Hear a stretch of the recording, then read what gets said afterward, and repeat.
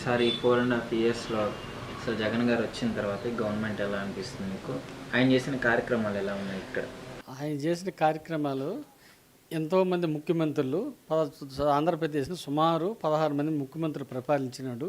ఇన్ని పథకాలు పెట్టిన ముఖ్యమంత్రి ఎవరు ఉన్నారంటే ఏకైక ముఖ్యమంత్రి జగన్మోహన్ రెడ్డి. ఎంతోమంది ముఖ్యమంత్రి చేస్తున్నారు, వస్తున్నారు, పోతున్నారు. ఇన్ని పెట్టిన పేద ప్రజల కోసం ఈ విధంగా పెట్టిన పథకాలు పెట్టిన ముఖ్యమంత్రి ఎవరంటే జగన్మోహన్ రెడ్డి. ఓకే, సో అంటే ఈ పథకాల వల్ల కూడా ఎఫెక్ట్ పడుతుంది, స్టేట్ డెవలప్మెంట్ ఆగిపోతుంది, అప్పులు అవుతున్నాయి అని చెప్పేసి అని అంటున్నారు అపోజిషన్ వాళ్ళు. పేద ప్రజలకి ఇది కూడా డెవలప్మెంట్ అని అనుకోవచ్చు కదా. పేద ప్రజలకి వాళ్ళ అకౌంట్లో డబ్బులు పేదవాళ్ళకి పడుతున్నాయి. ఒకప్పుడు ఏంటంటే డలార్లు ఉన్నారు. ఒకప్పుడు డలార్ల ద్వారా పోయేది. ఒక పింఛన్ కావాలంటే వాళ్ళకి ఏదైనా డలార్లకి ఏదైనా ఇస్తేనే చేసేవాళ్ళు. ఇప్పుడు అలాంటి లేదు కదా. నేరుగా డైరెక్ట్గా వాళ్ళ అమ్మఒడి కావచ్చు, రైతు భరోసా కావచ్చు, ఏది ఏ పథకమైనా కూడాను చదువు గురించి కావచ్చు, ఏదైనా డైరెక్ట్గా వాళ్ళ అకౌంట్లో వాళ్ళకే పడుతున్నది. మధ్యలో డలార్ అనేవాళ్ళు ఎవరు లేరు ఈ ప్రభుత్వంలో. అంతకుముందు ప్రభుత్వంలో మధ్యలో ఎవరో ఒక డలార్ ఉండేవాడు. ఓకే సార్, ఇప్పుడు చంద్రబాబు గారు బయటికి రావడం, జైలు నుంచి బెయిల్ మీద టీడీపీలో జనసేన కలవడం, ఇవన్నీ చూస్తుంటే జగన్ గారు ఓడిపోతారు అని చెప్పేసి వాళ్ళు కాన్ఫిడెన్స్గా అనిపిస్తుంది.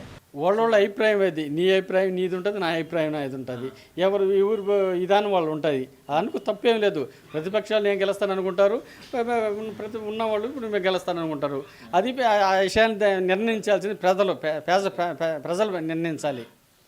రీసెంట్గా ఏమైందంటే ఇప్పుడు కాంగ్రెస్ కొంచెం పుంజుకుంటుంది, తెలంగాణలో కూడా కాంగ్రెస్ వచ్చింది. సో నెక్స్ట్ మళ్ళీ జగన్ గారికి ఎఫెక్ట్ పడుద్ది. అంత డెవలప్ చేసిన తెలంగాణ టీఆర్ఎస్ ఓడిపోయింది, బీఆర్ఎస్. ఇక్కడ కూడా జగన్ గారు ఓడిపోతారు, ఆయన పథకాలు ఏం పనిచేయవు అని చెప్పేసి అపోజిషన్ వాళ్ళు మాట్లాడుతున్నారు కదా, వాళ్ళకేం సమాధానం చెప్తారు? అక్కడ టీఆర్ఎస్ ఏంటంటే తెలంగాణలో కొన్ని చెప్పిన పథకాలు అన్నీ పూర్తి చేయలేదు, కొన్ని మాత్రమే చేసినాడు, అన్నీ చేయలేదు. జగన్మోహన్ రెడ్డి గారు చెప్పిన ప్రతి పథకం పూర్తి చేసినాడు. వాళ్ళ ప్రతి ఓటర్కి వాళ్ళ మనసాక్షి వాళ్ళకే తెలుసు అనమాట.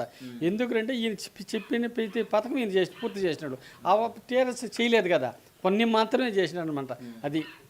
సో ఇక్కడ ముఖ్యంగా ఇప్పుడు తుఫాన్ వల్ల చాలామంది ప్రజలు ఇబ్బంది పడుతున్నారు, వాళ్ళ ఇళ్లలోకి నీళ్ళు రాక, సో తినడానికి కానీ ఇట్లాంటి సమస్యలు ఉన్నాయి కదా.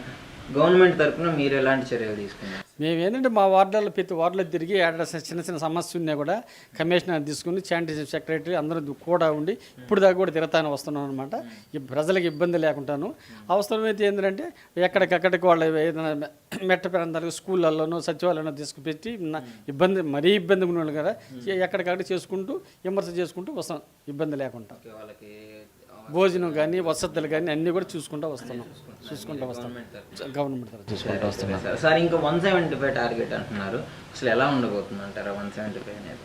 175 అంటే ఇప్పుడు 175 సీట్లు జగన్ గారు నాకు వస్తాయని అని అంటున్నారు.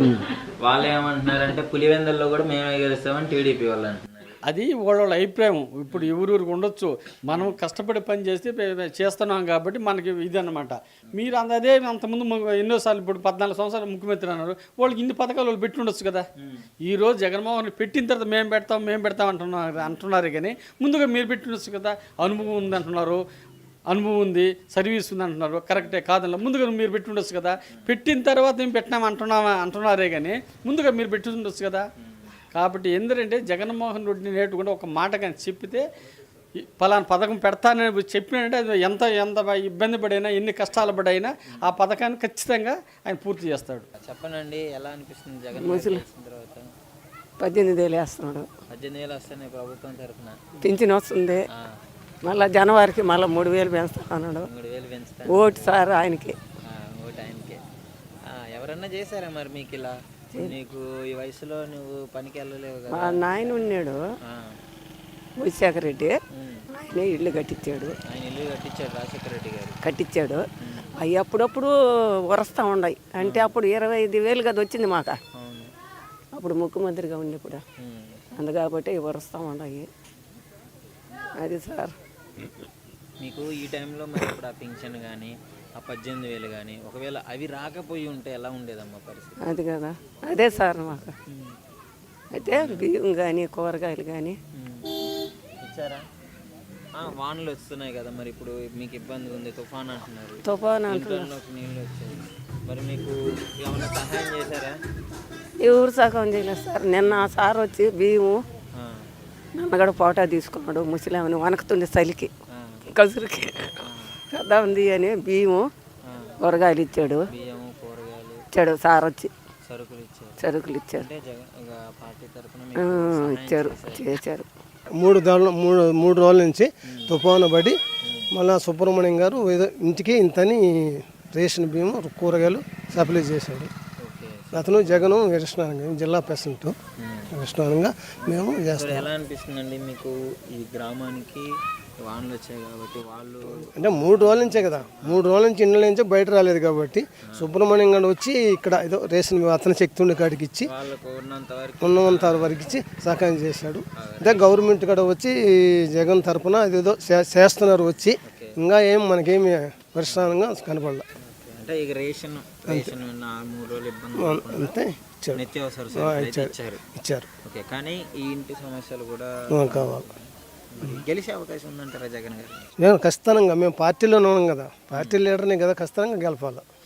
అంటే ఇప్పుడు చంద్రబాబు గారు పవన్ కళ్యాణ్ గారు కలవడం ఒకటి, పార్టీలో వ్యతిరేకత ఉందని ప్రజలు వాళ్ళు అంటున్నారు.